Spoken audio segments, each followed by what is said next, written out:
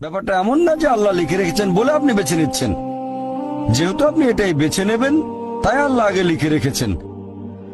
এখানে পছন্দ আপনার, তবে আল্লাহ আপনার পছন্দ জানেন। যেমন ধরেন একটা রাস্তার মোড়ে আসলেন, সামনে 5টা রাস্তা, রোড নাম্বার 1, 2, 3, 4, 5।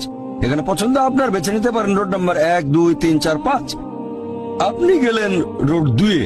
এটা আগে থেকেই লেখা আছে আপনার নিয়তিতে যে আপনি যাবেন 2 নম্বর রোডে। ব্যাপারটা এমন না যে আল্লাহ লিখেছেন বলে আপনি করছেন। যেহেতু আপনি এটাই বেছে নেবেন, তাই আল্লাহ আগে লিখে রেখেছেন। তাহলে পছন্দ আপনার। আপনি চাইলে টাকা উপার্জন করতে পারেন ভালো কাজের মাধ্যমে, হালাল উপায়ে, অথবা পারেন চুরি করে হারাম উপায়ে। পছন্দ আপনার। ধরেন চুরি করলেন, এটা আপনার সিদ্ধান্ত।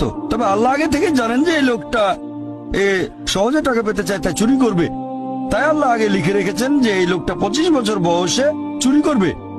এখানে দোষটা কার? দোষ আসলে আপনার। তবে আল্লাহর আছে ইলমে গায়েব, তাই তিনি আগেই লিখে রেখেছেন।